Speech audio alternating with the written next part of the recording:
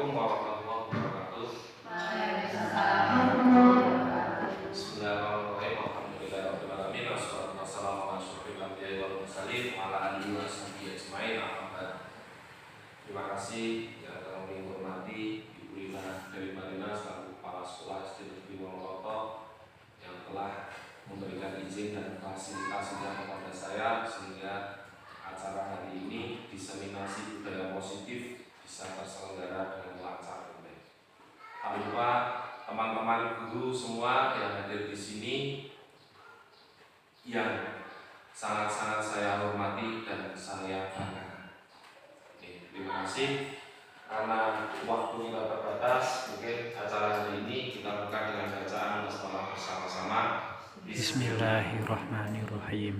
Kemudian acara selanjutnya kita aturkan sepatah kata dari Ibu Kepala Sekolah untuk memberikan semangat kepada kita semua. Pada Ibu Lina dari Marina dipersilakan.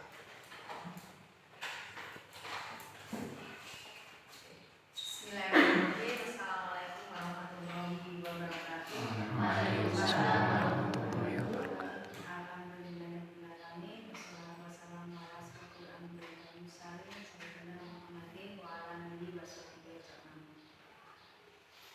Yang kami sayangkan dan kami selalu banggakan Bapak Ibu Guru SD Negeri Wonoreto beserta staf.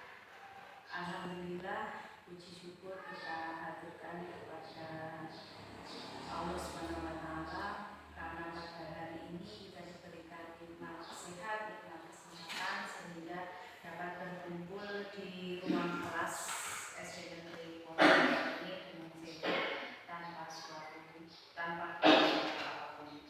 Selawat serta salam selalu kami haturkan kepada junjungan kita Nabi Muhammad yang selalu kita nanti-nantikan syafaatnya nanti di yaumil akhir. Bapak Ibu, hari ini agenda kita adalah untuk menyampaikan destinasi dari budaya positif calon guru penggerak angkatan 11 yang dilaksanakan oleh teman kita Bapak Al-Husain. Nah, kesempatan yang berbahagia ini mari kita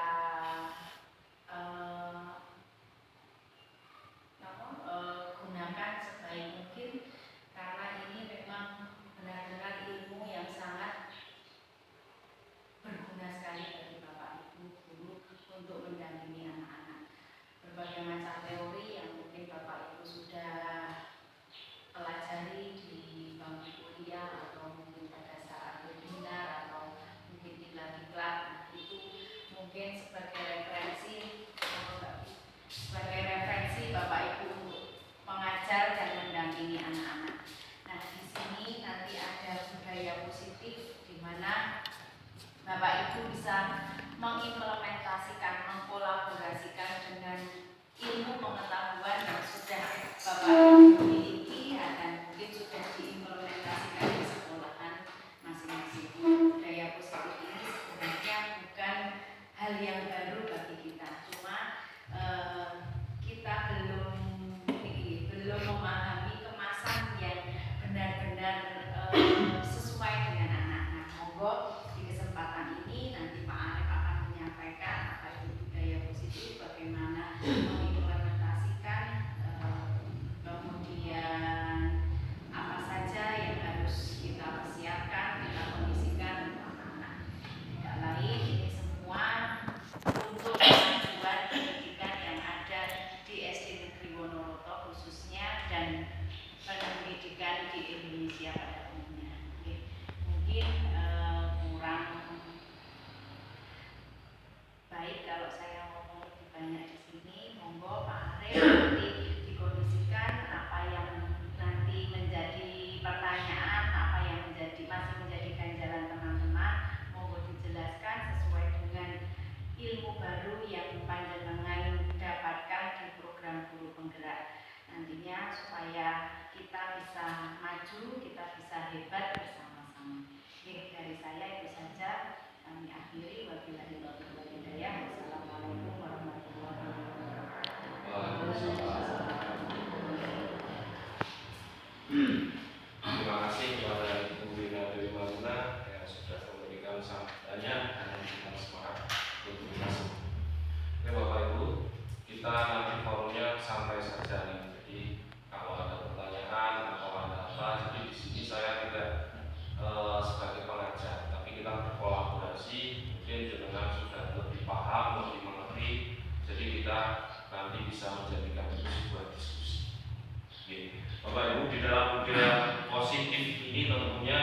yang kita tahu adalah disiplin positif.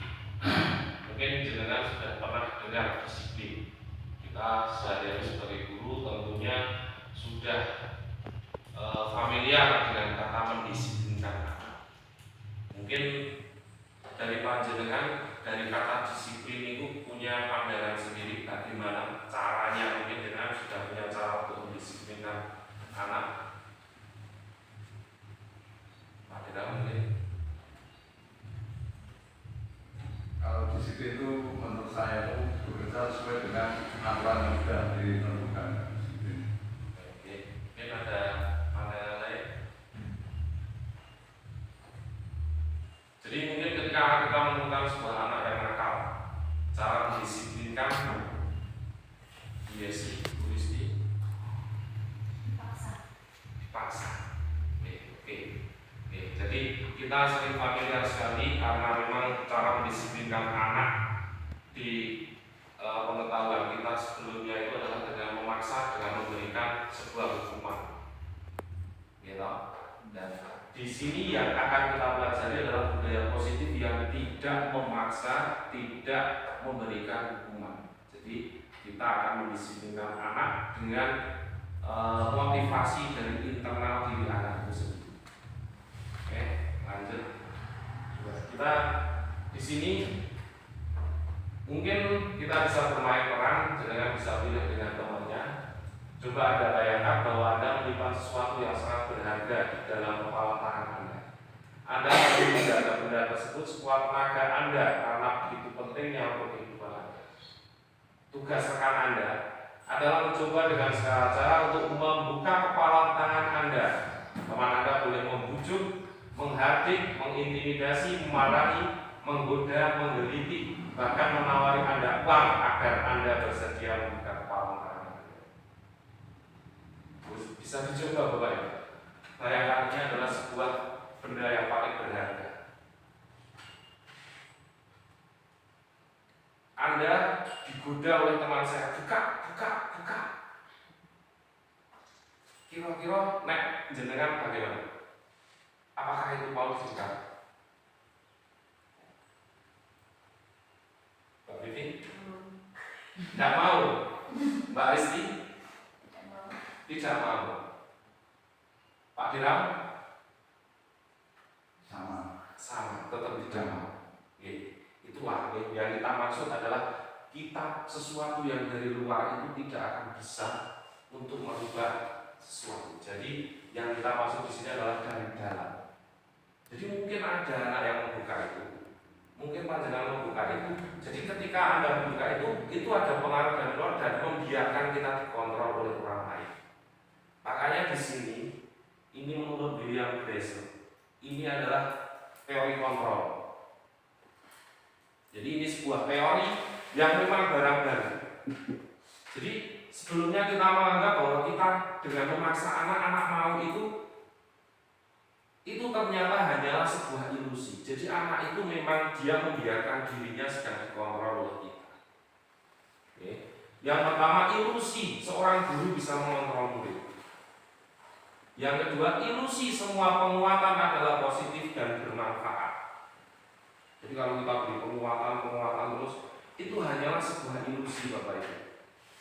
Jadi ini tidak bisa merubah dari dalam. Yang ketiga, ilusi bahwa kritik membuat orang merasa bersalah dan dapat menguatkan karakter.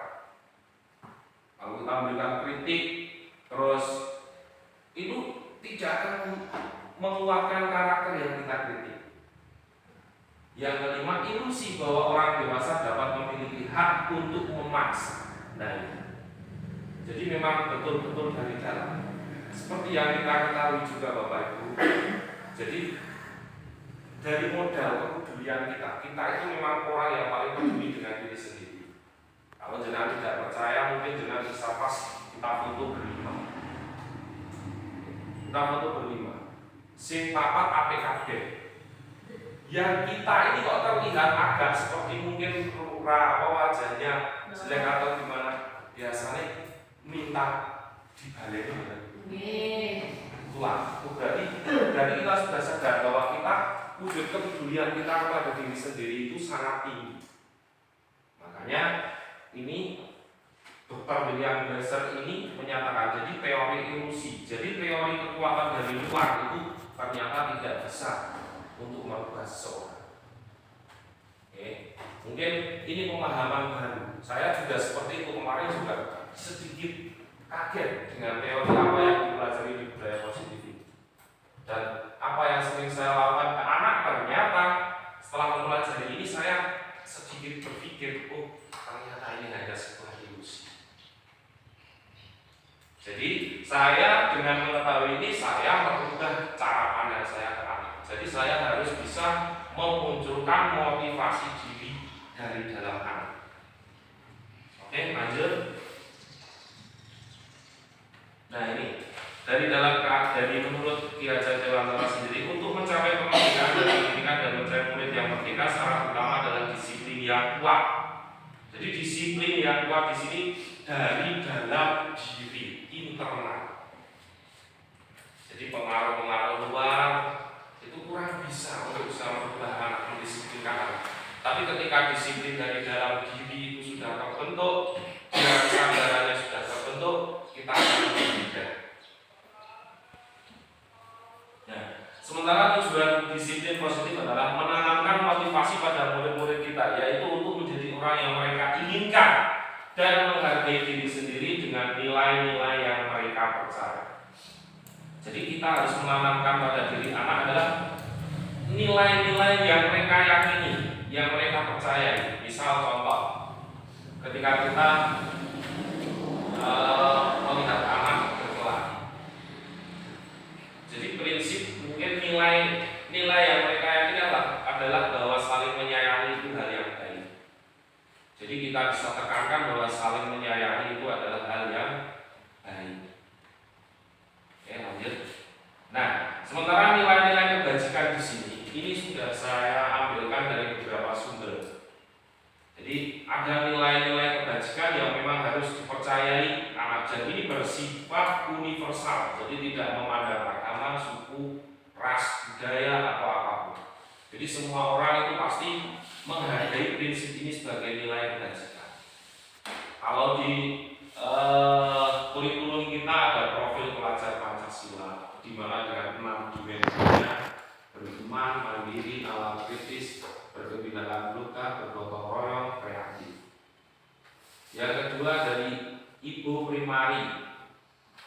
Jadi sikap murid, toleransi, anak bisa toleransi, bisa rasa hormat, bisa integritas, bisa mandiri, menghargai, antusias, empati, dan lain-lain. Nah, ini 9 pilar karakter. Jadi nilai kebajikan ada cinta Tuhan, kemandirian dan tanggung jawab, kejujuran, diplomatis, hormat, dermawan, percaya diri, kepemimpinan, baik dan rendah hati, toleransi. Yang keempat, petunjuk seumur hidup dan keterampilan hidup. Dapat dipercaya, lurus hati, pendengar yang aktif, tidak merendahkan orang lain, memberikan yang terbaik dari diri. Ini nilai-nilai kebajikan universal. Ada dari petunjuk hidup dan ada dari The 7 Essential Virtues. Jadi Michael Burban, dari empati, suara hati, kontrol diri, rasa hormat, kebaikan, toleransi, dan taat. Ini nilai-nilai kebajikan universal yang tidak memandang apapun. Jadi semua manusia di bumi pasti, kalau ada misal empati, bahwa empati itu pasti nilai yang baik. Nah, ada The Virtues Project. Nah, lanjut. Jadi setelah kita mempelajari tadi nilai-nilai, kita akan mulai motivasi perilaku manusia. Jadi setiap perilaku manusia ini hanya didasari oleh 3 hal. Yang pertama, menghindari ketidaknyamanan atau hukuman. Yang kedua, untuk mendapatkan imbalan atau penghargaan. Yang ketiga, untuk menjadi orang yang mereka inginkan atau menghargai diri sendiri. Coba jenengan berpikir, jenengan apa yang dilakukan hari ini saya ini motivasinya untuk apa? Misal, jenengan hadir ke sini, yang pertama karena satu, karena orang penak ya orang karir tidak nyaman dengan dirinya. Itu berarti jenengan motivasinya baru di tingkat yang paling atas. Yang kedua ketika aku baru dapat penghargaan dari jiwa, apa? Ini berarti kita sudah masuk ke motivasi yang mendapat imbalan atau penghargaan.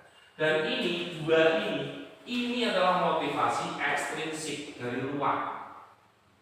Dan ini tidak akan bisa untuk selamanya. Mungkin ya tapi nilainya itu pasti tidak akan sebagus yang ini. Untuk menjadi orang yang mereka inginkan, menghargai diri sendiri. Kalau jenengan datang ke sini, aku pengen untuk mengetahui budaya positif, saya pengen berdiskusi, mendapatkan, saya ingin melakukan untuk yang terbaik untuk murid-murid kita.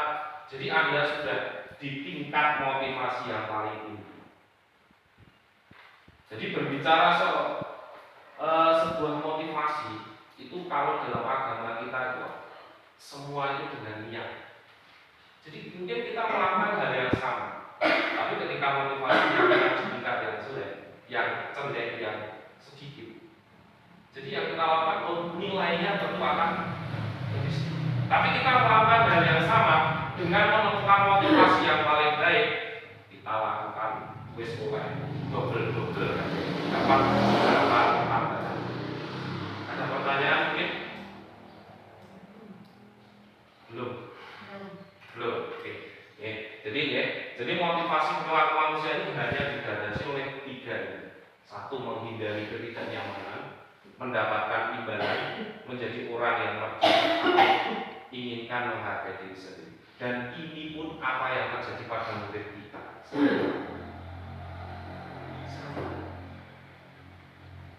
Kenapa kamu hadir di sekolah ini pagi sekali, nak? Saya takut dimarahi Pak Guru. Oh, berarti motivasinya takut guru. Yang kedua, kalau di TKTK itu masih ada bintang-bintang nih, Pak. Jadi setelah melakukan sesuatu, caranya ditulis bintang. Ya. Nah, itu jadi motivasi mereka adalah untuk mendapatkan imbalan. Jadi ini motivasi dari luar ini jangka panjangnya yang tidak bagus.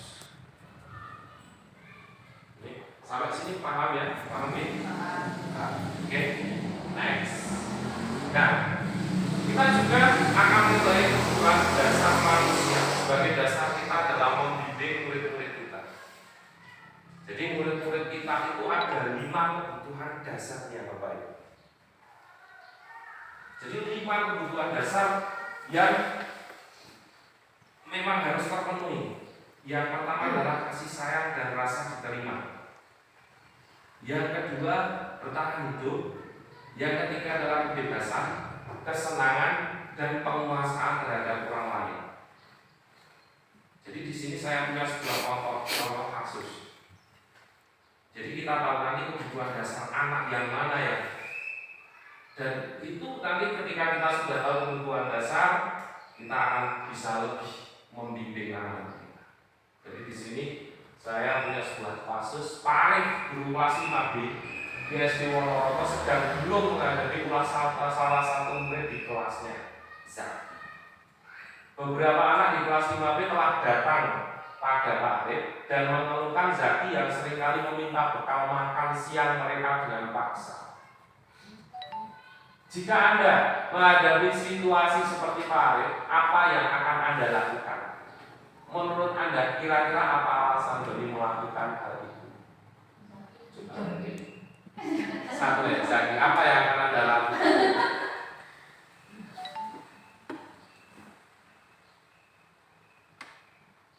Ini kasus mungkin ini juga sering terjadi, tidak hanya mungkin bekal, ada yang minta uang,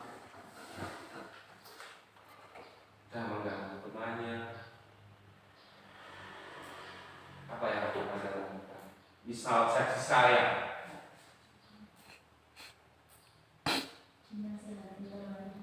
dinasehati. Iya sih, mau diapakan? Ditanya, oke, ditanya ya. Kenapa kok sering minta bekal? Oke, kenapa kok sering? Apa dari rumah nggak bawa bekal atau bekal yang bawa tapi habis? Ya, oke, terima kasih. Jadi dari kasus ini kita akan mengidentifikasi sebetulnya zat ini kebutuhan dasar apanya yang kurang. Jadi ketika kita menemui sebuah kasus seperti ini ya kita lakukan pertama adalah menggali dari anak itu. Oke. Nah, yang pertama, apabila Zaki menjawab bahwa alasannya mengambil bekal temannya karena dia merasa senang temannya jadi memperhatikan dia. Ketika temannya melakukan tindakannya itu pada gurunya dan gurunya memberitahu orang tua, sehingga orang tuanya jadi memperhatikan. Jadi kebutuhan dasar Zaki yang masih kurang itu adalah kasih sayang. Jadi ketika dia merebut bekal karena hanya itu diperhatikan. Dan ini banyak sekali terjadi di anak-anak kita. Karena memang dari orang tua yang pagi sudah pergi ke ladang sampai sore mungkin kita bertemunya kurang. Nah ini. Jadi kita sebagai guru ketika ada kasus seperti ini, ya kita harus memenuhi kebutuhan dasarnya Zaki. Yang kedua, karena dia lapar. Jadi ketika aku melek, aku lapar dan tidak membawakannya bekal makan siang, maka kebutuhan yang sedang dipenuhi Zaki adalah kebutuhan untuk bertahan hidup. Dan ini saya pernah mengalami kasus di Bima waktu yang kelas ketika mencuri di uang di tempatnya warung itu. Jadi ketika saya tanya itu jam olahraga dan dia memang lapar, uangnya sudah habis, akhirnya terpaksa dia mencuri. Dan itu setelah saya kasih paham, terus dia bisa menemukan solusinya sendiri, yaitu setiap olahraga karena belum jam pulang sampai jam 2 dia sudah bisa menemukan. Akhirnya anak itu sampai sekarang sudah tidak berulang lagi ya Pak. Alhamdulillah. Oke, yang ketiga, apabila jawaban Zaki merasa hebat karena temannya jadi takut, itu berarti apa? Penguasaan. Dia ingin menguasai teman-temannya bahwa dia mungkin lebih di atas teman-teman. Yang keempat, merasa bosan. Tiap hari karena tempe saja. Jadi saya bosan, saya ingin melihat bekal teman saya, mungkin ada telurnya, ada minyak. Jadi karena bosan. Berarti kalau bosan di sini adalah kebebasan. Jadi dia pengen bebas. Nah, kalau solusi seperti ini kita mungkin bisa koordinasi dengan orang tuanya bahwa besok dimasakkan sekarang tempe. Nah, yang kelima, bila Zaki hanya iseng Pak Guru, jadi saya tuh seneng lihat wajah teman saya yang saya mintakan itu rasanya gimana. Nah, ini berarti memenuhi kebutuhan akan kesenangan. Jadi ketika kita tahu kelima kebutuhan dasar dari masing-masing anak yang berulah itu mungkin kurang di apanya, jadi kita bisa mengambil sebuah solusi yang tepat untuk anak. Ada pertanyaan? Next nih. Nah, sekarang kita masuk ke hukuman, konsekuensi, dan restitusi. Jadi ini hukuman, konsekuensi, dan restitusi. Hukuman itu tentunya kita sudah tidak asing dalam Al-Quran.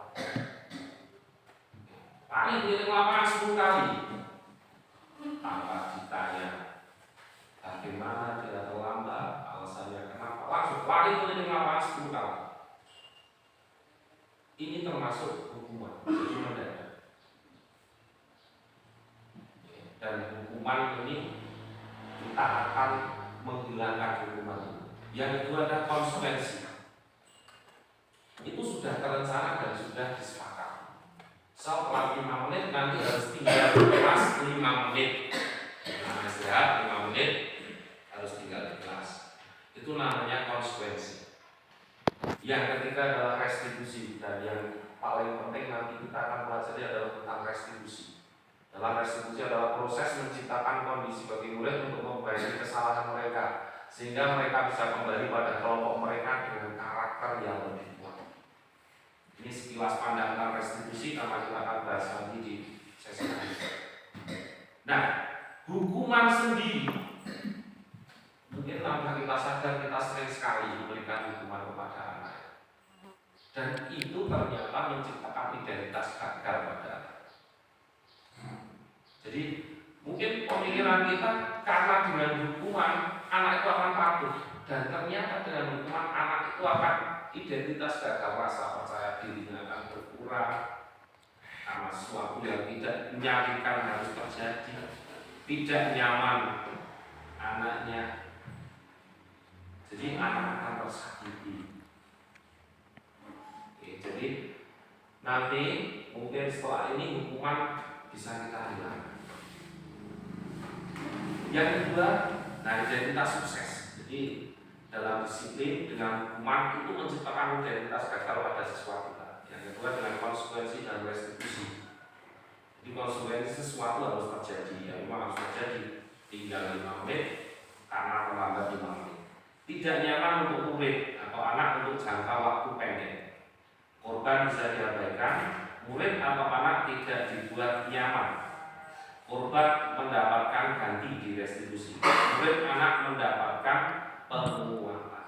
Jadi karena hukuman ini memang kita dulu masih berpegang pada teori behavioristik, stimulus dan respon. Jadi ketika ada stimulus pasti ada respon. Nah, ini teori ini sudah ada teori yang terkait.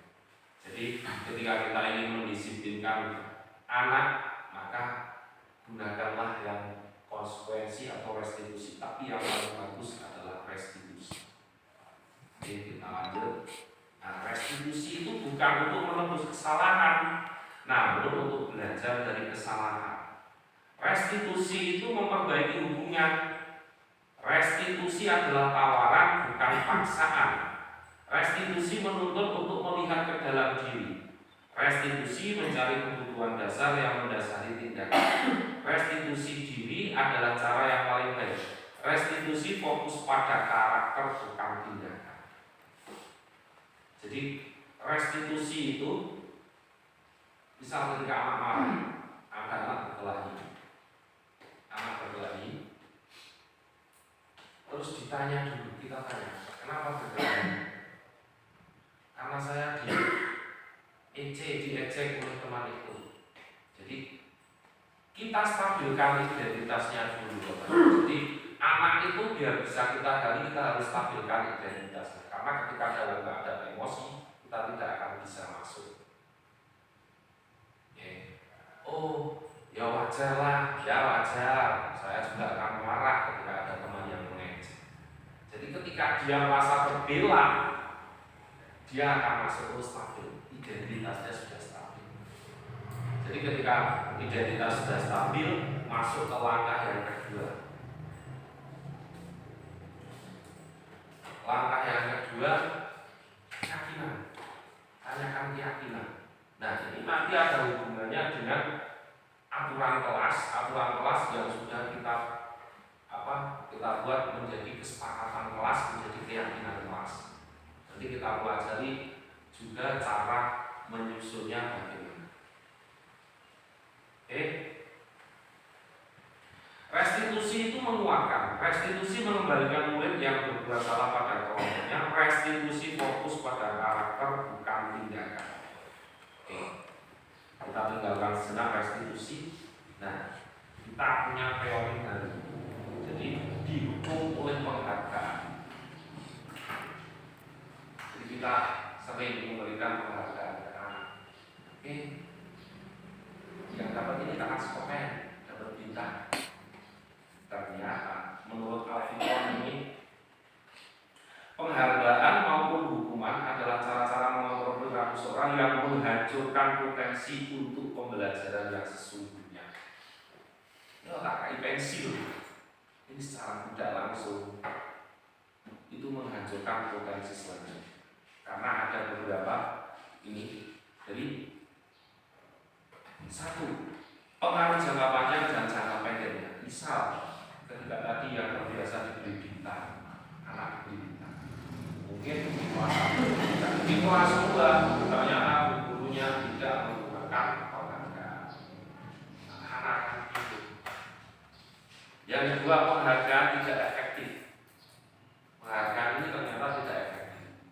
Yang ketiga, penghargaan itu merusak hubungan. Kenapa bisa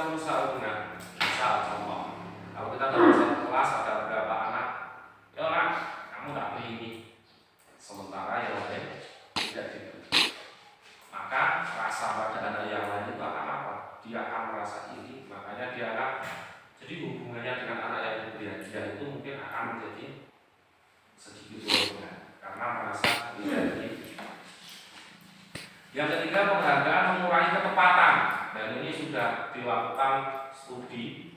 Jadi ketika anak dikasih soal, ini dia penghargaan, ternyata anak yang dikasih penghargaan itu tingkat ketepatannya berkurang.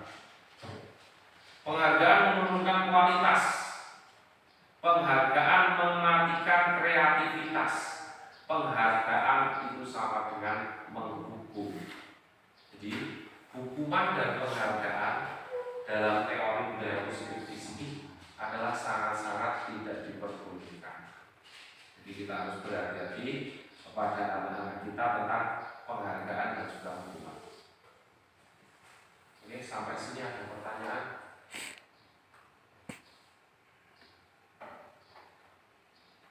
Silakan. Jadi dihubung dengan penghargaan. Belum ya?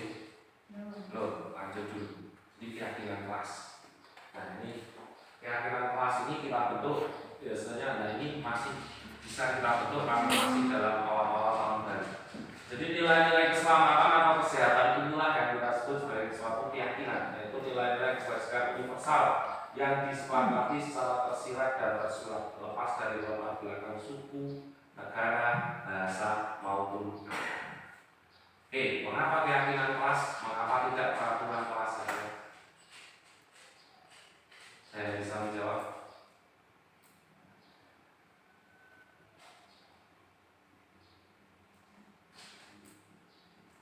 Yang kedua, mengapa kita memiliki peraturan tentang penggunaan helm pada saat mengendarai kendaraan roda 2 atau motor? Supaya apa? Gini nggak helm, kita memakai helm itu supaya apa? Aman. Nilai keselamatannya, gitu. Keselamatan. Nah, ini keyakinan kita akan keselamatan. Jadi dalam keyakinan kelas itu memang betul, keyakinan didasari dari itu tadi, bajikan universal. Yang kedua, tentang penggunaan masker dan mencuci tangan. Itu apa? Kesehatan. Jadi keselamatan, kesehatan ini tentang sebuah keyakinan. Jadi kalau pakailah masker itu aturan. Tapi keyakinan yang didasari bajikan universal adalah untuk keselamatan, untuk kesehatan.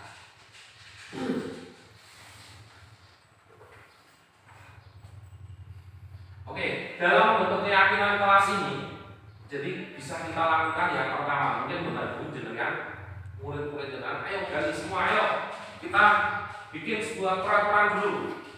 Sebelum kita masuk ke keyakinan, kita bikin sebuah peraturan dulu. Apapun ide anak, jangan ditulis dulu aturannya, tidak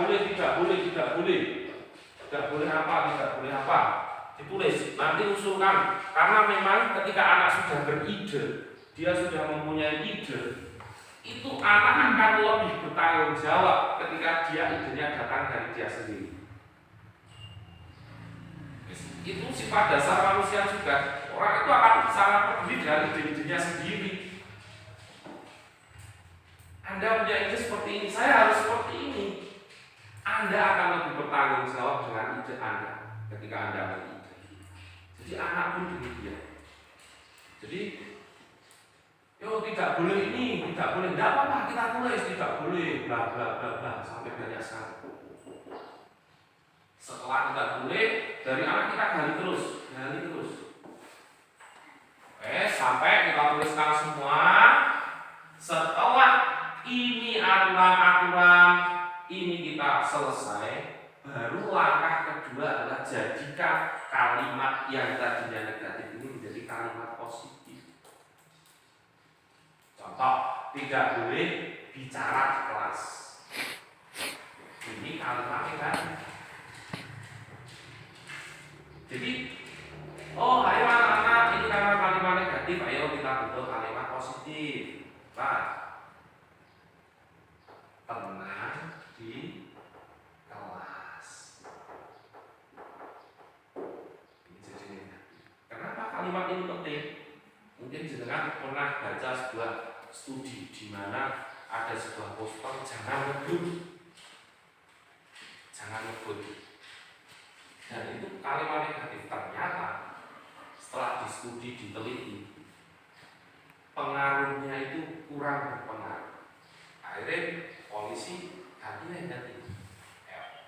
Hati-hati keluarga Anda menunggu di rumah. Dari kalimat positif. Ternyata itu lebih efektif. Karena apa? Menyangkut dirinya sendiri juga. Ini betul. Nah ini, jadi kalimat positif dirubah semua dari kalimat negatif. Nah, ini jadi positif. Setelah jadi positif, baru kita ini tenang di kelas ini merujuk ke keyakinan kebajikan universal yang mana?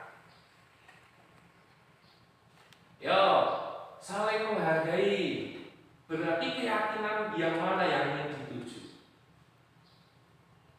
Saling menghargai. Berarti menghargai orang lain. Hormat pada Pak Guru. Menghormat. Tidak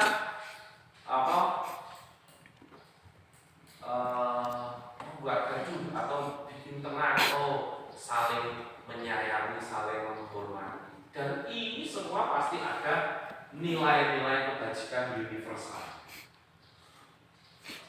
Nah, setelah ini terbentuk, jadi kita tinggal meyakinkan. Besok ketika anak-anak, ingat apa kesepakatan kita yang sudah dilakukan, apa keyakinan kelas kita.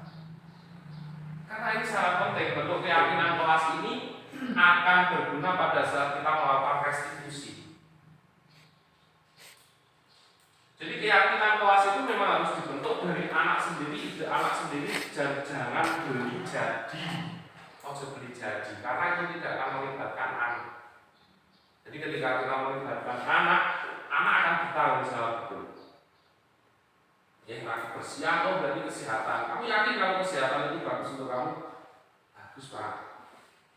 Nah ini kita akan gunakan ketika kita mengalami sebuah anak yang bermasalah. Kita akan gunakan segitiga restitusinya. Jadi bentuk keyakinan kelas, kalau kita bentuk sekarang ini belum terlambat karena masih baru-baru. Ada pertanyaan ini tentang keyakinan kelas? Belum ada. Lanjut. Nah, restitusi. Dalam restitusi itu ada 5 posisi kontrol guru. Jadi kita sebagai guru itu kita mau sebagai posisi yang mana?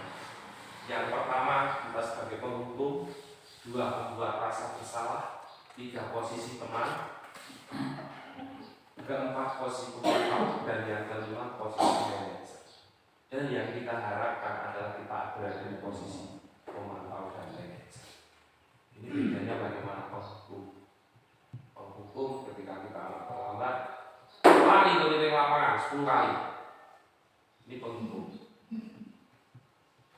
Jadi ini akan meninggalkan bekas yang dalam ke anak. Yang kedua membuat rasa bersalah. Kok Keri menembok mesake karo Pak Guru. Jadi anak ini merasa bersalah, dibuat merasa bersalah dengan kata-kata kita, dan ini menjadikan identitas gagal.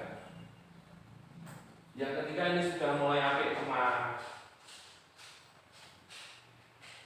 Kok Keri piye to kowe iki jan. Kene ya kamu kaya seakan-akan minta teman.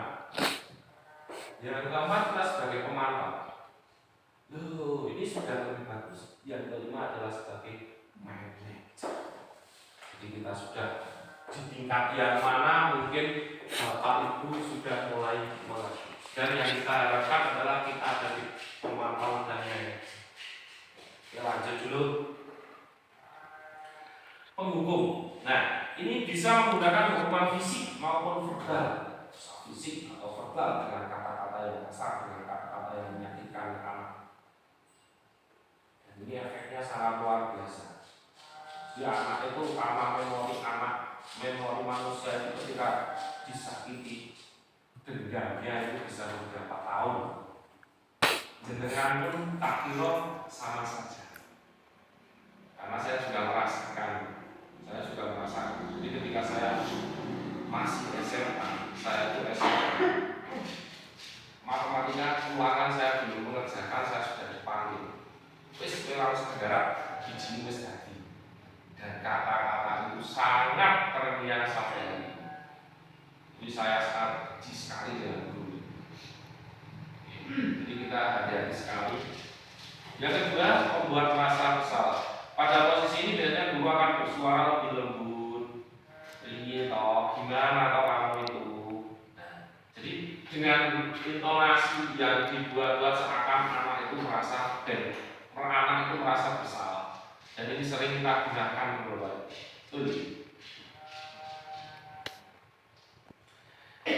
Yang membuat orang lain merasa tidak nyaman, bersalah atau rendah diri. Nah, yang ketiga, teman ini tidak akan menyakiti murid, namun akan tetap berupaya mengontrol murid melalui persuasi, jadi melalui ajakan. Ini sudah mulai bagus posisi kontrolnya. Yang keempat adalah memantau. Mantau berarti mengawasi. Pada saat kita mengawasi, kita bertanggung jawab atas perilaku orang-orang yang kita awasi. Posisi pemantau berdasarkan pada peraturan-peraturan dan konsekuensi dengan menggunakan sanksi atau konsekuensi. Jadi ketika anak terlambat, kalau memang sudah ada konsekuensinya, terlambat 5 menit, harus tinggal di kelas 5 menit, kita mengingatkan kita sebagai pemantau.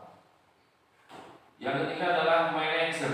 Dalam posisi di mana guru berbuat sesuatu bersama dengan murid, mempersilahkan murid mempertanggungjawabkan perilakunya, mendukung murid agar dapat menemukan solusi atas permasalahannya sendiri. Seorang manajer telah memiliki keterampilan di posisi teman maupun pemantau. Jadi kita sebagai seorang manajer, kita akan mendukung murid dan murid itu bisa menemukan solusinya sendiri. Ini kasus, saya teringat kasus Bima karena itu yang memang panas sekali. Jadi saya tanya Bima, terus solusinya gimana Bim? Untuk kamu tidak mencuri lagi biar tidak kelaparan. Saya akan sanggup kekal. Terus siapa yang akan diajak kerjasama atau yang bisa membantu? Ibu, bapak yang bisa mengingatkan setiap olahraga membawa bekal. Dan itu saya cek dulu itu selama 5 kali, jadi setiap olahraga dia selalu membawa bekal. Jadi dia bertanggung jawab betul. Karena apa? Ide itu berasal dari dirinya sendiri, bukan dari kita. Mungkin dari kita besok bawa bekal, dia kurang masuk. Jadi ketika dia mengide sendiri, dia akan bertanggung jawab dengan kata-katanya sendiri. Oke. Untuk lebih jelasnya, kita lihat 5 posisi kontrol guru. Nanti kalau ada pertanyaan, silakan.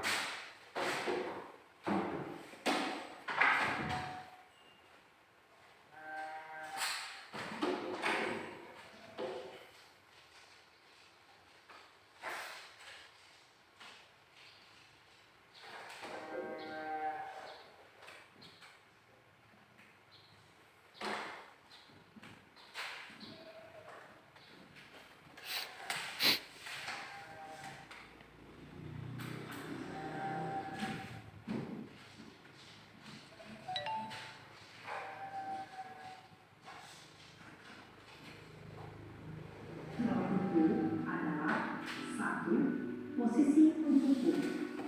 2. Posisi pembuat merasa bersalah. 3. Posisi teman. 4. Posisi pemantau atau monitor. Dan 5. Posisi manajer.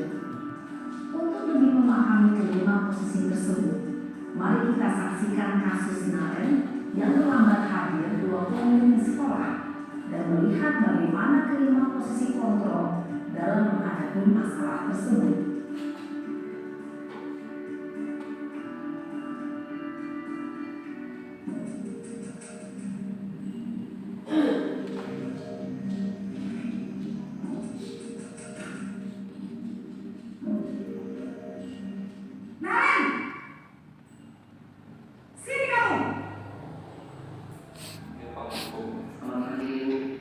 Selalu terlambat. Kamu deh, pasti terlambat.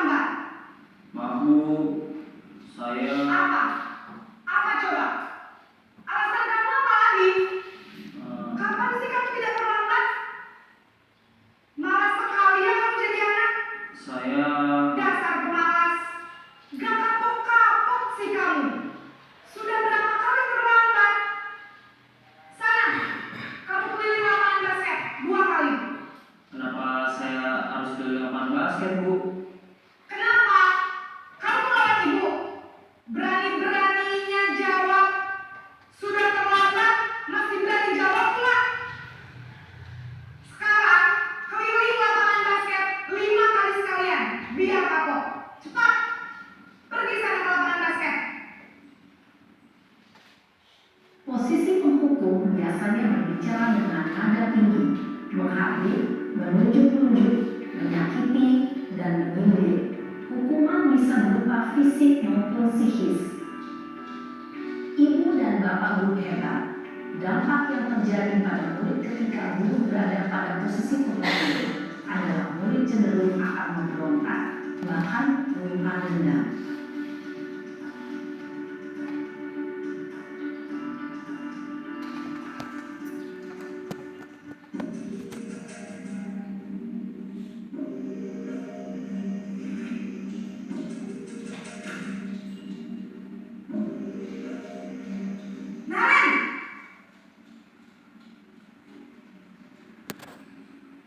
Selamat pagi, Bu. Naren, kamu kenapa terlambat lagi, nak? Ya Tuhan, Naren, kamu senang ya bikin ibu susah ya? Kalau kamu terlambat lagi, nanti ibu yang ditegur bapak kepala sekolah, nak. Disangka ibu tidak bisa membina kamu. Duh, gimana ini? Ibu buat rasa bersalah. Maaf, Bu.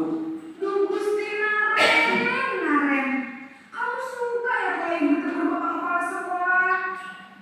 Terus, sekarang ibu harus tulis apa yang di buku absen? Ini kamu sudah sering terlambat loh. Ibu harus apa coba? Maaf, Bu. Maaf sekali. Ya sudah, lain kali jangan bikin ibu susah lagi ya, nak ya. Ibu tidak akan kuat lagi kalau kamu gini terus. Bisa jantungan kalau ibu ditegur bapak kepala sekolah. Sekarang cepat ke kelas. Maaf ya, Bu. Maaf sekali. Posisi pembuat rasa bersalah berbicara dengan nada tenang, cenderung lembut, namun kata-kata yang diutarakan membuat murid merasa menjadi orang yang gagal, memandang buruk dirinya sendiri, merasa tidak berharga, dan tidak sanggup membahagiakan orang lain. Ketika guru mengambil posisi pembuat rasa bersalah, murid akan menganggap dirinya yang bersalah dan ia akan menyimpan emosi negatif tersebut di dalam dirinya.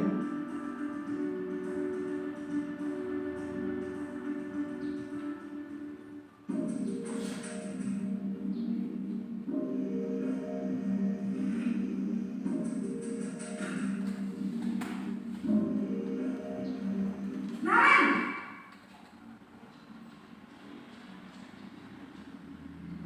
Selamat pagi, Bu. wah, sudah jam berapa ini, nak? Terlambat lagi ya, sayang. Iya, Bu. Habis ibu saya lupa bangunkan saya, Bu. Kamu malah menyalahkan ibu kamu.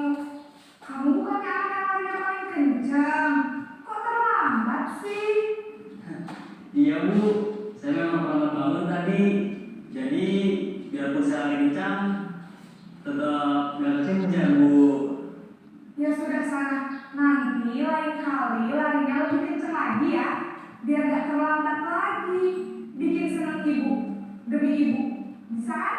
Bisa, Bu. Ya sudah sana masuk kelas. Ibu beresin urusan absen kamu. Kamu ini ada-ada saja. Dalam posisi tenang, guru berbicara dengan nada suara ramah, akrab, cenderung bersenda gurau untuk menjaga suasana tetap santai. Murid akan merasa senang, aman, dan akrab dengan guru. Identitas yang tercipta adalah identitas sukses atau berhasil. Namun, perlu diingat, karena ini masih dorongan eksternal, maka ada faktor ketergantungan dari murid kepada orang tertentu. Di sini, guru absennya, sehingga di lain waktu, murid bisa berperilaku baik, namun hanya kepada orang-orang tertentu saja.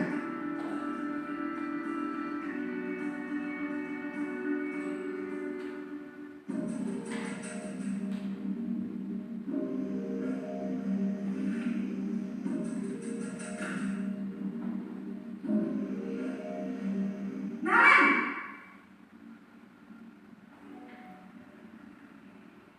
Selamat pagi, Bu. Naren, apa peraturan sekolah kita tentang jam berapa kita harus masuk sekolah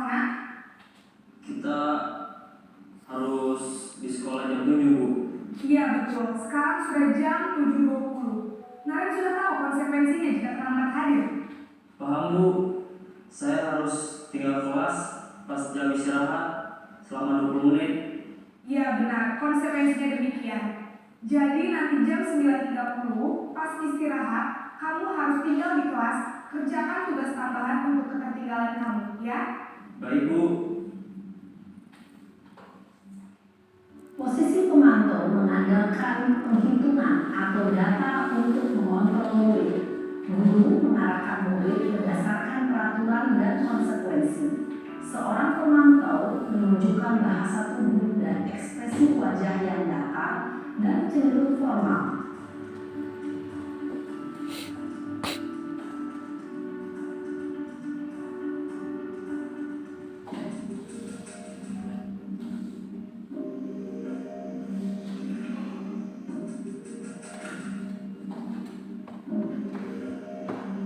Naren!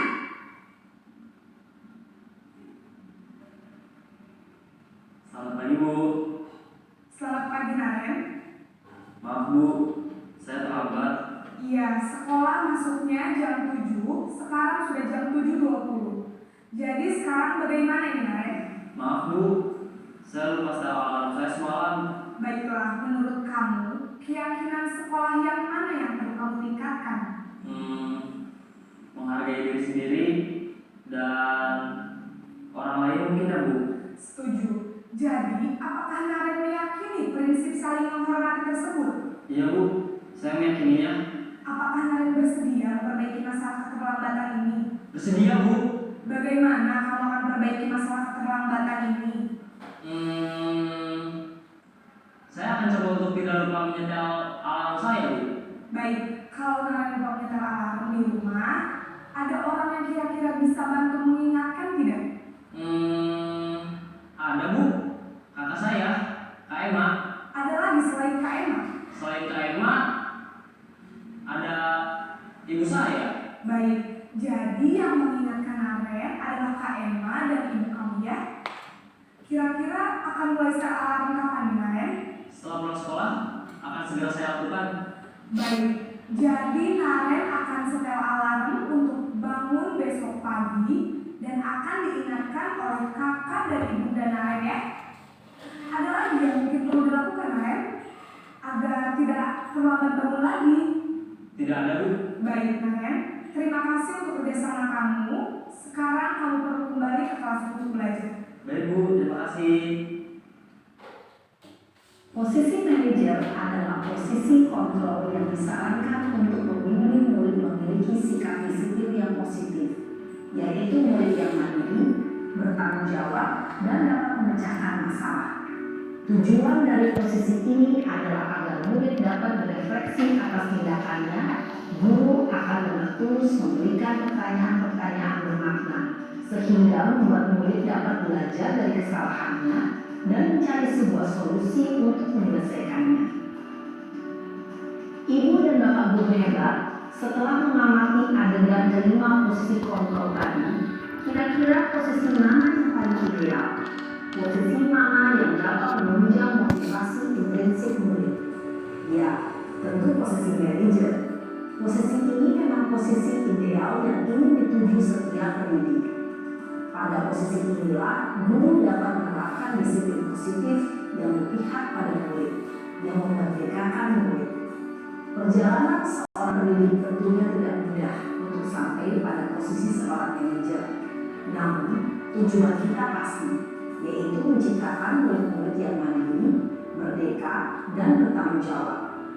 Semoga penggambaran 5 posisi kontrol yang telah diperlihatkan ini dapat menjadi ajang refleksi bagi kita semua, agar dapat terus mengasah dan menerapkan disiplin positif yang memerdekakan murid. Mari terus berlatih dan bersemangat. Selamat menerapkan.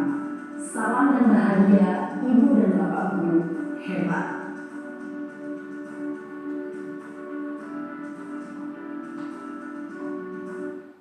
Oke, setelah Bapak Ibu mengamati video tadi mungkin lebih jelas ya tentang posisi kontrol apa yang harus kita lakukan dan Bapak Ibu mungkin bisa melihat ke belakang. Jadi ketika ketika dulu itu saya menerapkan saya itu sebagai posisi apa untuk anak-anak saya. Kalau saya terus terang dulu itu saya di posisi kedua, membuat rasa bersalah. Jadi saya sering, jadi anak itu merasa bersalah terus kita itu harus bagaimana. Dan ternyata itu sekarang membuka pandangan saya bahwa posisi pembuat rasa bersalah itu adalah posisi yang membuat identitas gagal membuat kita. Jadi saya berusaha sekarang untuk menjadi posisi yang kelima, yaitu posisi sebagai manajer. Oke, sampai sini ada pertanyaan? Belum? Sekarang kita ke segitiga restitusi. Jadi ketika kita masuk ke segitiga restitusi itu kita langkah pertama adalah membuat keyakinan kelas dulu tadi. Jadi keyakinan kelas ini sangat kita gunakan. Jadi mungkin pandangan besok bisa bentuk keyakinan kelas. Langkahnya satu, anak disuruh mengide apa aturan kelas supaya pembelajaran di kelas ini bisa nyaman, aman dan tercapai. Tulis apapun idenya anak. Jadi anak yang tadinya pendiam itu pun dia akan mencoba berbicara. Nah, tulis dulu apa adanya. Setelah tulis apa adanya, dibuat menjadi kalimat positif. Setelah jadi kalimat positif, kita cari keyakinan kelas yang mana yang akan, keyakinan apa yang akan dituju. Karena dari beberapa kesepakatan itu nanti akan menuju ke satu keyakinan yang sama. Nah, kita sepakati mungkin 5 atau 6 keyakinan kelas itu kita buat, terus kita print, terus kita tempelkan. Jadi itu anak akan terngiang-terngiang, ditambah mungkin anak tanda tangan. Dan saya sudah membuat Bapak-Ibu, jadi contohnya ini sudah membuat, tapi karena kurang. Nah ini, jadi anak ada tanda tangannya di sini, anak merasa lebih memiliki. Oke, lanjut. Setelah ada keyakinan kelas, jadi di segitiga restitusi itu ada 3 langkah. Yang pertama adalah stabilkan identitas. Stabilkan identitas. Kurang jelas. Nah, ini bisa dengan kata-kata. Jadi ketika anak kita bermasalah, oke, setiap orang pasti pernah melakukan kesalahan karena kesalahan itu wajar. Jadi seakan-akan kita memberikan pembelaan ke anak itu yang berbuat salah. Jadi dengan seperti itu anak itu identitasnya stabil dulu. Jadi ketika sudah stabil, baru ke validasi tindakan yang salah, Jadi kita tahu alasannya itu apa dengan melakukan seperti itu. Kamu tentu punya alasan mengapa melakukan itu. Tanya, adakah cara yang lebih efektif untuk mendapatkan apa yang kamu butuhkan? Jadi ketika tadi kasus contohnya meminta bekal, terus apakah ada cara lain untuk memenuhi kebutuhan? Mungkin karena alasannya dia kepuasan, kalau kesenangan kamu selain meminta bekal. Jadi anak itu akan punya ide, punya dorongan sendiri untuk menyelesaikan masalahnya sendiri. Nah, setelah itu tanyakan keyakinan kelas apa yang kita sekarang. Apa yang kamu langgar dari keyakinan kelas? Kamu ingin menjadi orang yang seperti apa? Nah, jadi di segitiga restitusi ada 3 tindakan, 3 langkah yang harus kita lakukan. Yang pertama adalah stabilkan identitas, yang kedua validasi tindakan yang salah, yang ketiga adalah tanyakan keyakinan. Jadi dengan segitiga restitusi ini anak tidak akan merasa tersakiti, dia akan bisa memberikan solusi atas permasalahannya sendiri. Oke. Jadi masa bagian dasar mengubah identitas anak dari orang yang gagal karena melakukan kesalahan menjadi orang yang sukses. Ini kata-kata dari menstabilkan identitas. Ini contohnya. Berbuat salah itu tidak apa-apa. Jadi seakan-akan ada pembelaan. Tidak ada kok manusia yang sempurna. Saya juga pernah melakukan kesalahan seperti itu.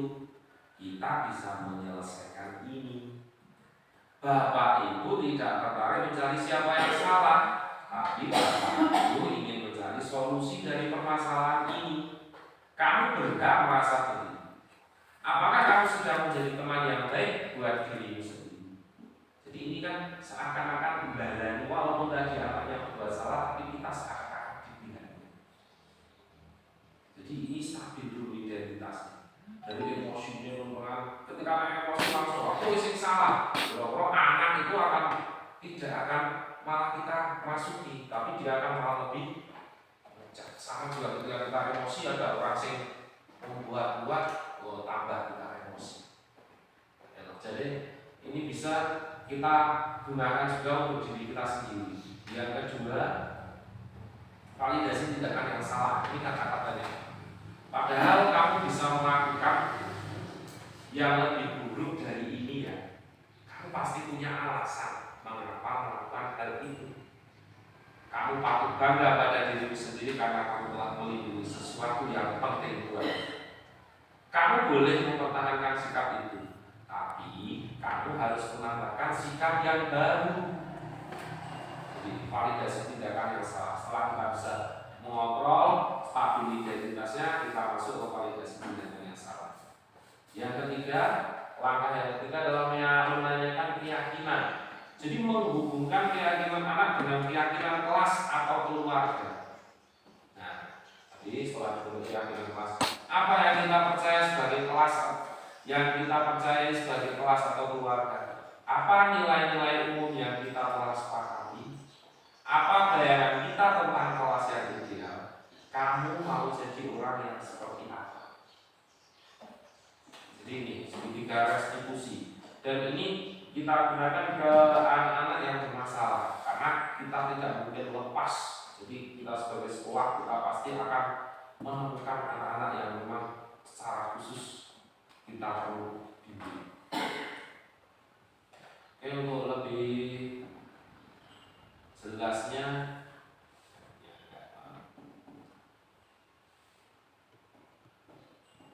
video segitiga restitusi.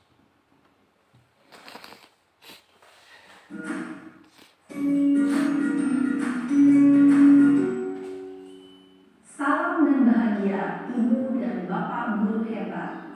Pada video kali ini kita akan membahas tentang salah satu program disiplin positif yang diterapkan di lingkungan sekolah yang dikenal dengan nama restitusi.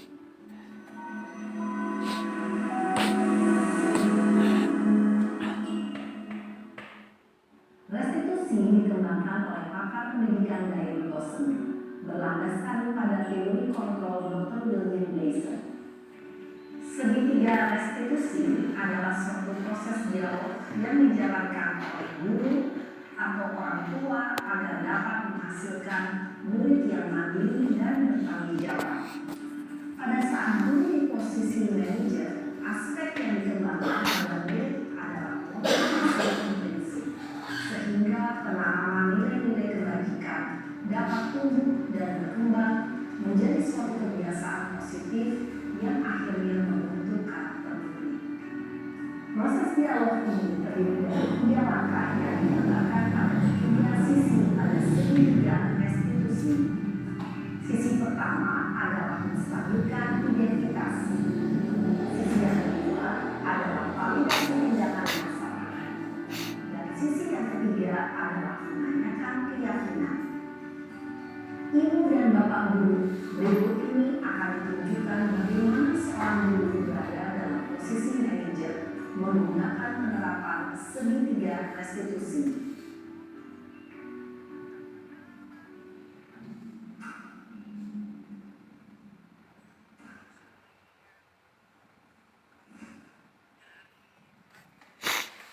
Siang sana. Siang Pak. Sudah lama nggak ke sana? Kenapa hari ini ada di sini? Kesel Pak, kesel banget.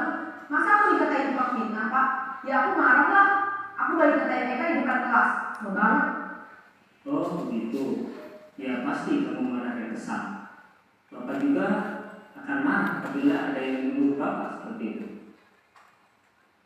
Kemudian pada saat itu kamu mau melakukan apa? Ya saya langsung ngatain mereka lah Pak. Kesel banget. Saya bentak-bentak dia di depan teman lain. Oh begitu. pasti kamu melakukan seperti itu karena suatu alasan tertentu kan? Iyalah, saya diam saja Pak. Ya saya bela diri lah. Masa saya dituduh tukang fitnah? Ya wajar lah, mempertahankan harga diri itu sesuatu yang penting buat kamu. Untung kamu tidak bertindak lebih gegabah lagi, hanya meminta-minta. Iya Pak.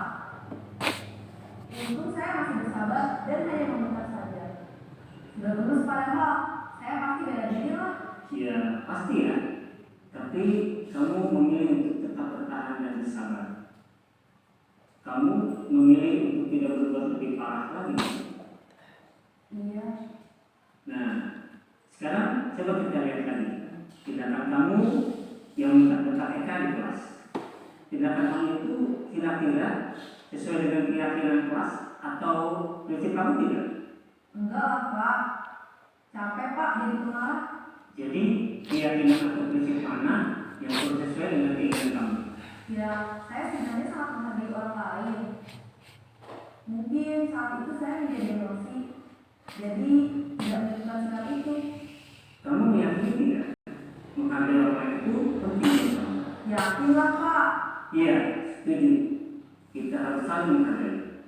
Namun, ada juga keyakinan yang kita sepakati yang perlu kita jalankan apabila kita sedang marah kan? Ya saya bisa lebih proaktif, mulai dengan diri sendiri. Saya bisa jadi lebih sabar, mengambil waktu jeda untuk berpikir mau apa selanjutnya. Kira-kira kamu bersedia memperbaiki masalah ini tidak? Bersedia Pak. Kalau kamu memperbaiki masalah ini, kamu akan menjadi orang seperti apa? Saya akan menjadi orang yang bertanggung jawab kali ya Pak. Dan senantiasa proaktif. Iya, menurut kamu bagaimana rasanya menjadi orang seperti itu? Ya nyaman lah, bangga bisa bersabar dan menahan diri. Baiklah kalau begitu. Yuk kita pikirkan bagaimana memperbaiki masalah ini.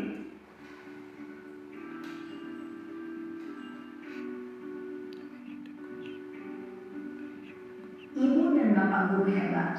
Baru saja kita menyaksikan contoh bagaimana seorang guru berada dalam posisi manajer menggunakan penerapan segitiga restitusi. Mari kita bahas satu persatu. Pada sisi pertama, menstabilkan identitas berdasarkan pada prinsip bahwa membuat kesalahan adalah bagian dari proses pembelajaran. Sisi pertama dari segitiga ini berperan menggeser identitas murid dari identitas gagal ke identitas sukses. Murid yang sedang bertingkah laku yang tidak pantas atau menarik diri saat itu sedang mengalami identitas gagal. Bila kita memilikinya, maka posisinya tidak akan berubah. Kita bisa mengajukan pernyataan-pernyataan ini. 1. Membuat kesalahan sesuatu yang wajar. 2. Manusia tidak ada yang sempurna. 3. Kita bisa memperbaiki masalah ini. 4. Saya tidak menanyakan kesalahannya. Saya lebih fokus bagaimana memperbaiki masalah ini. 5. Apakah saat ini kamu pernah menjadi orang yang baik untuk diri sendiri? Pada sisi kedua, validasi tindakan yang salah berlandaskan pada prinsip bahwa setiap perilaku berupaya memenuhi suatu kebutuhan tertentu. Guru yang telah memahami teori kontrol akan bergeser dari pemikiran stimulus respon menjadi proaktif dan mencoba untuk mengenali tujuan dari perilaku murid, mengenali dan mengakui kebutuhan murid ini dapat memperbaiki hubungan dengan murid tersebut. Pernyataan atau pertanyaan bisa disampaikan dengan nada suara tidak menghakimi atau memojokkan, sehingga dapat mengembalikan diri pada posisi positif. 1. Kamu bisa saja bertindak lebih gegabah lagi dari ini. 2. Kamu bukan melakukannya tanpa suatu alasan tertentu. 3. Kamu melakukannya karena mempertahankan sesuatu yang penting bagimu. 4. Mungkin kamu bisa mempelajari suatu perilaku baru yang lebih efektif. Bersediakah kamu mempelajarinya? 5. sisi terakhir, yaitu menanyakan keyakinan. Teori kontrol menyatakan bahwa pada dasarnya kita termotivasi secara intrinsik. Pada saat perilaku yang salah telah divalidasi dan identitas sukses telah stabil, maka murid telah siap mengaitkan keyakinan-keyakinannya dengan tindakannya yang salah dan pemikirannya telah bergeser ingin menjadi orang yang dituju. Pertanyaan-pertanyaan ini dapat mengaitkan keyakinan-keyakinan yang diambil murid. 1. Sebagai keluarga atau kelas, apa yang kita yakini? 2. Nilai-nilai apa yang telah kita sepakati? 3. Seperti apa gambaran sebuah kelas yang ideal bagi kami? 4. Kami ingin menjadi orang seperti apa?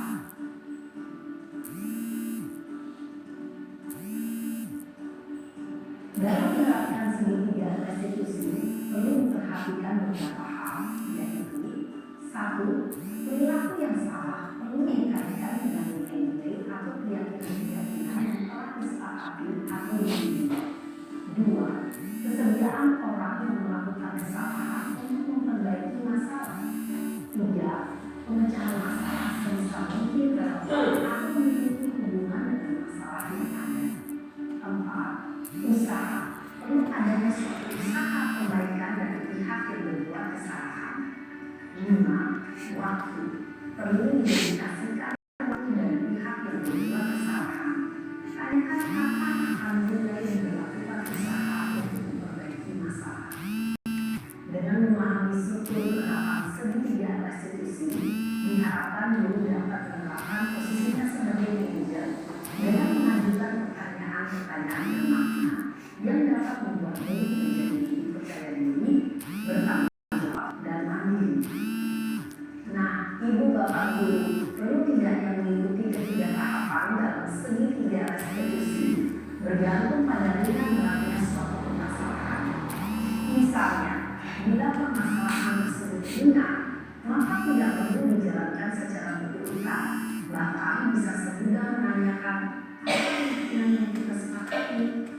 Dengan menjalankan segitiga restitusi, dengan mengajukan pertanyaan-pertanyaan bermakna, diharapkan murid menjadi lebih kuat secara pribadi, dapat membuka wawasan murid agar dapat menyelesaikan permasalahannya sendiri, semakin percaya diri, mandiri, dan merdeka.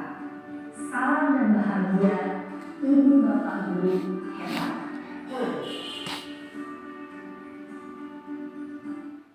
Pertanyaan Bapak Ibu soal segitiga restitusi.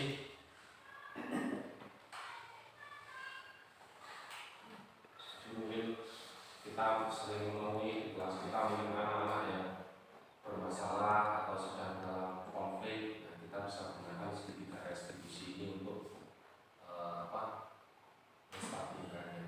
Ya, jadi ini sangat penting sekali karena menurut pengalaman saya ketika saya menggunakan ini, anak yang saya bimbing itu ternyata lebih masuk dan lebih bisa cepat untuk berubah.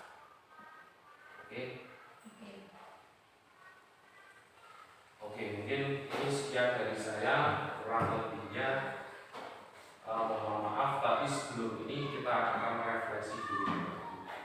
Jadi mungkin Pak Jenengan bisa menanyakan satu, peristiwa apa yang terjadi, dua, perasaan Pak Jenengan bagaimana, yang ketiga pembelajaran apa yang kita ambil dari ini, terus penerapan depan rencananya mau seperti apa. Jadi kita gunakan refleksi dengan 4F, thinking, feeling, perasaan,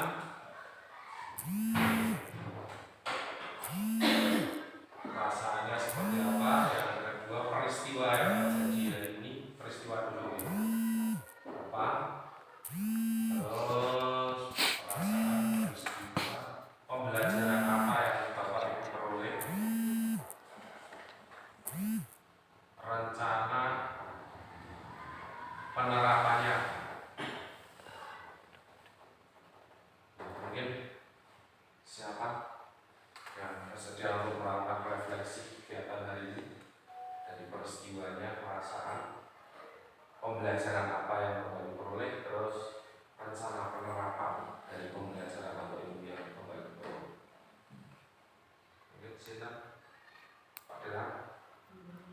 Bentar.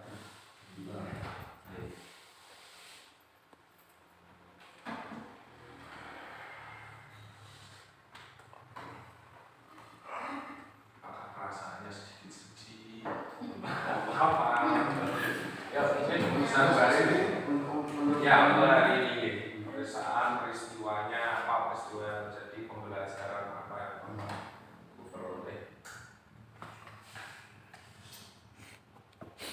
Kalau saya sih begini, yang saya alami selama ini ternyata untuk menghadapi anak yang nakal atau sering terlambat itu ya kurang tepat yang sudah saya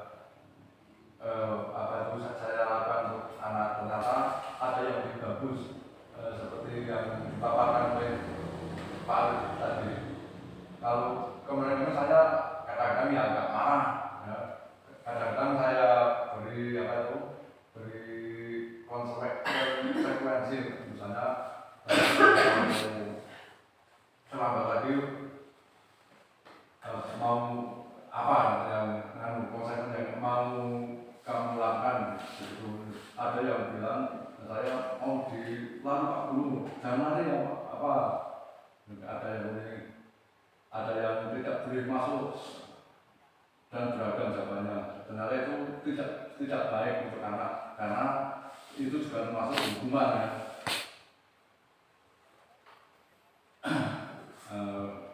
Yang paling baik itu adalah sesuai dengan keyakinan kelas.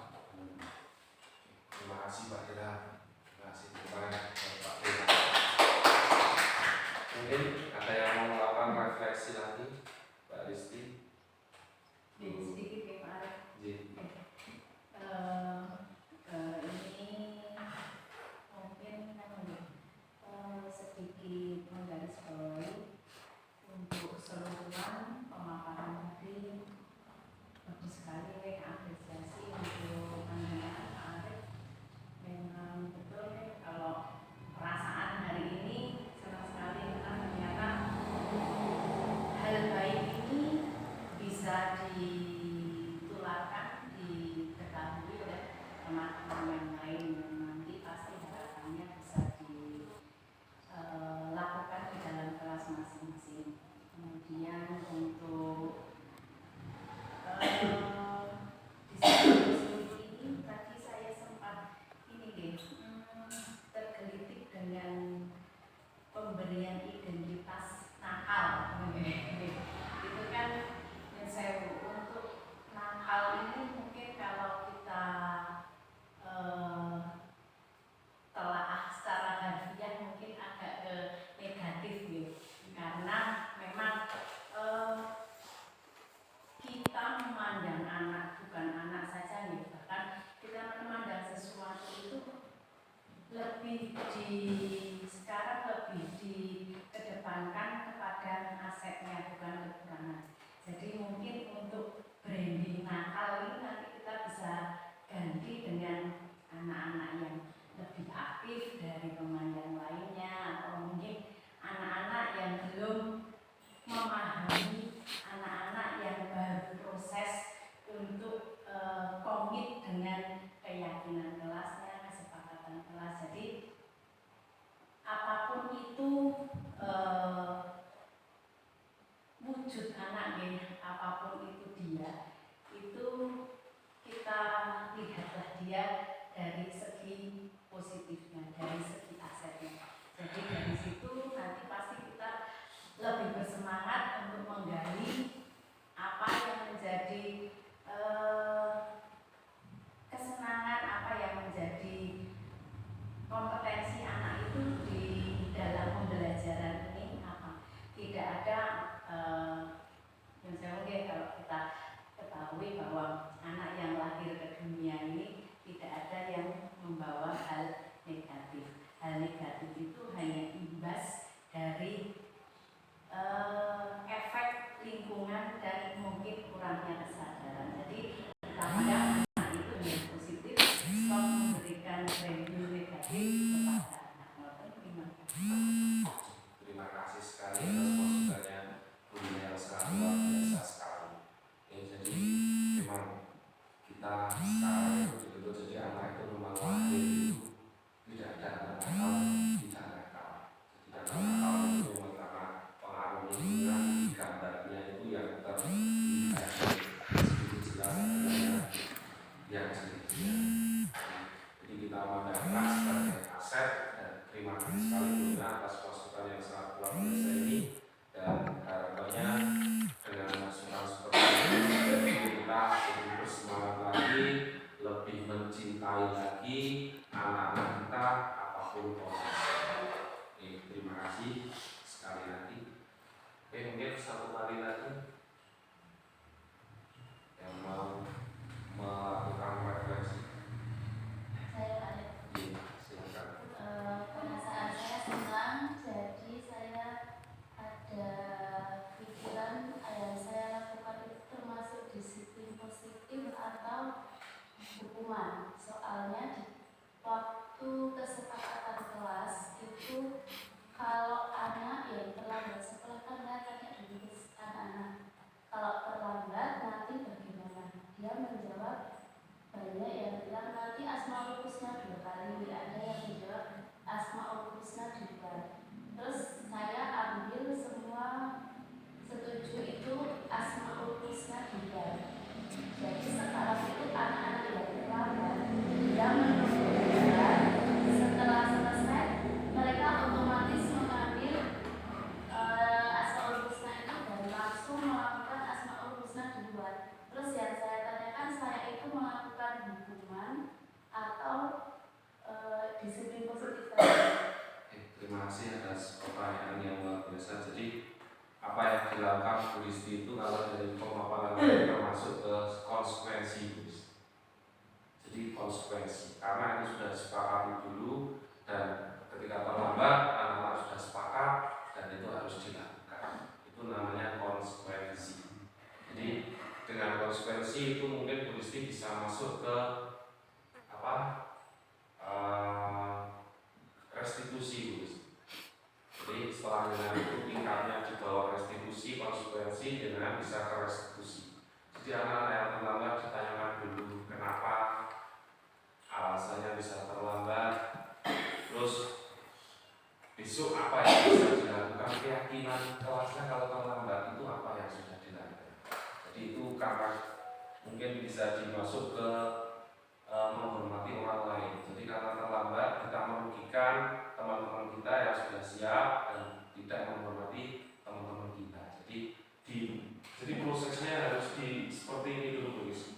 Jadi dibuat dulu semuanya, dibuat kalimat positif, jadikan keyakinan kelas. Jadi nanti ketika diskusi alasannya terlambat seperti apa, terus nanti bagaimana caranya untuk bisa agar anak-anak itu tidak terlambat lagi. Nanti solusinya bisa dari anak sendiri, dan kita menggali lagi mungkin bisa untuk bisa mengingatkan supaya anak-anak lebih datang tepat lagi siapa di rumah. Nah itu anak akan merasa bertanggung jawab dengan kata-katanya. Jadi kita sedikit naikkan dari konsekuensi menjadi restitusi.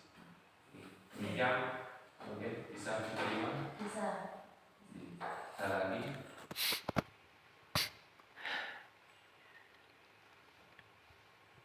Kalau tidak ada, terima kasih sekali atas apresiasi yang diberikan Bapak Ibu. Semoga apa yang kita lakukan hari ini betul-betul bermanfaat dan bermanfaat untuk anak-anak kita. Jadi karena memang sekarang itu tujuan utama kita, orientasi utama kita adalah peserta didik. Terima kasih sekali lagi. Semoga